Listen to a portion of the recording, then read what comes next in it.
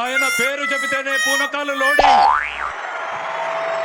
మదపు టేనుగులను కుంకీలతో తరిమేసినట్టు రాజకీయ మదపు టేనుగులను తరిమేయడంలో ఆయన పాత్ర మరువలేనిది.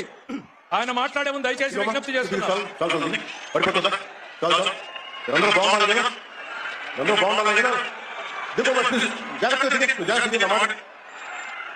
దిగు తర్వాత అబ్బాయి వెనక తీసుకోండి అబ్బాయి కూడా ఇద్దాం దిగు జాగ్రత్త దిగు జాగ్రత్త దిగు.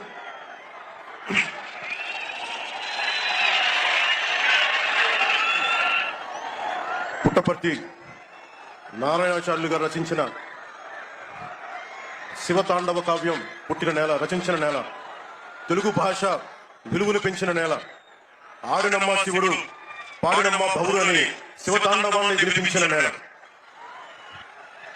ఈ నేల ఒక పుట్టపర్తి నారాయణాచార్యులు, కవి బళ్ళారి రాఘవ గారు లాంటి నాటకరంగ రచయిత, నటుడు, విధాన్ విశ్వం లాంటి మహానుభావులు, గజ్జల మల్లారెడ్డి గారు లాంటి కవులు, ఇలాంటి వాళ్ళందరూ పుట్టిన నేల.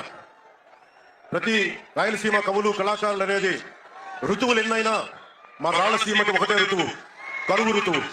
కాలాలు ఎన్నైనా మా రాయలసీమకి ఒకటే కాలం, ఎండాకాలం. దాన్ని మనం రూపుమాపే ప్రయత్నం చిత్తశుద్ధితో చేస్తోంది. పరిశ్రమలు, ఉద్యాన పంటలు, సాగునీటి ప్రాజెక్టులు మొదలైనవి చేపట్టి రాయలసీమని రతనాల సీమగా మార్చే దిశలోనే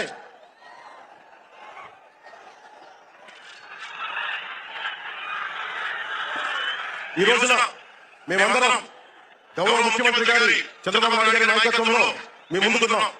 ఈ సూపర్ 6 కార్యక్రమం ఇన్ని వేల కోట్లు ఆర్థిక ఇబ్బందుల నుండి వీటన్నిటిని ముందుకు తీసుకురాగలుగుతున్నామంటే మీ భవిష్యత్తు కోసం, యువత భవిష్యత్తు కోసం, మహిళల భవిష్యత్తు కోసం, ప్రతి ఆంధ్రప్రదేశ్ లో ఉన్న ప్రతి ఒక్కరూ బాగుండాలి, మీరు ఆనందంగా ఉండాలి. మనం మీరే అన్నారు, ఆ రోజు మేము అడిగాం, రాష్ట్రం బాగుండాలి, యద్భావం తద్భవతి. మీరు ఎలా ఆలోచించారో మేమందరం కలిసికట్టుగా పార్టీలు వేరైనప్పటికీ రాష్ట్ర హితువు, రాష్ట్ర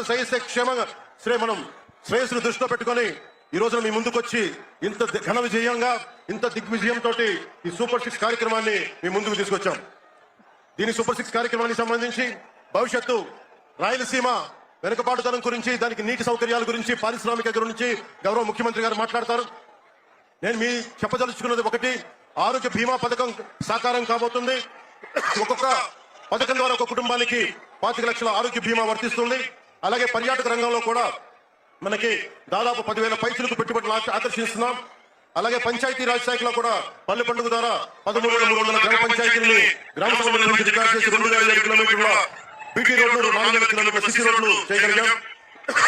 1,50,000 నీటి కుంటలు నిర్మించి 1 TMC నీటిని వర్షాకాలం నిల్వ చేయగలిగాం. అలాగే మూగజీవాల దాహాన్ని తీర్చేందుకు 15,000 పైగా నీటి తొట్టు నిర్మించాం. 22,518 మినీ గోకులాలు చేశాం. అడవి తల్లి బాట కార్యక్రమం గౌరవ ప్రధానమంత్రి శ్రీ నరేంద్ర మోదీ గారి సహకారంతో, ముఖ్యమంత్రి శ్రీ నారా చంద్రబాబు నాయుడు గారి నాయకత్వంలో కూటమి ప్రభుత్వం 1,005 కోట్లతో ప్రధానమంత్రి PM జన్మన్ పథకం, మహాత్మా గాంధీ జాతీయ ఉపాధి హామీ పథకం ద్వారా రాష్ట్ర ఉపాధి హామీ పథకం 625 గిరిజన గ్రామాలని అనుసంధానిస్తూ 1,069 కిలోమీటర్ల రోడ్ల నిర్మాణం జరుగుతుంది. గర్భిణీ స్త్రీలకి డోలి మోతల నుంచి విముక్తి కలిగించే లక్ష్యంతో ముందుకెళ్తున్నాం. 7,910 కోట్లతోటి జల్ జీవన్ మిషన్ కి ప్రాజెక్టులు చేపట్టాం.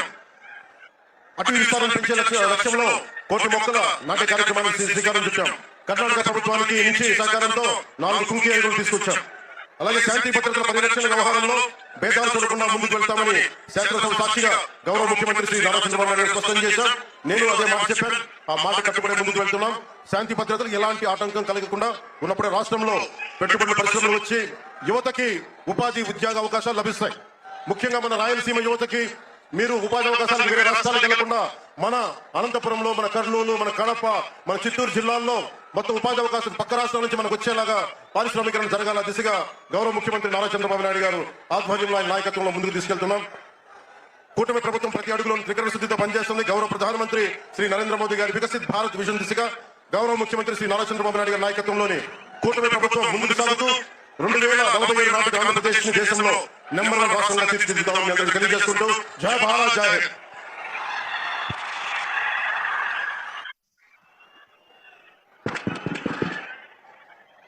ఈరోజు ఈ సభా కార్యక్రమంలో పాల్గొనాల్సినటువంటి ఇద్దరు వ్యక్తులు రాలేకపోయారు.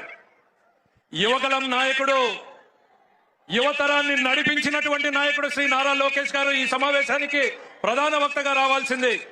అయితే నేపాల్లో చిక్కుకుపోయినటువంటి తెలుగు వాళ్ళని కాపాడడం కోసం గౌరవ ముఖ్యమంత్రి గారి ఆదేశాలతో ఆయన అమరావతిలోనే ఉండి ఆ కార్యక్రమాన్ని పర్యవేక్షించడం వల్ల రాలేకపోయారు.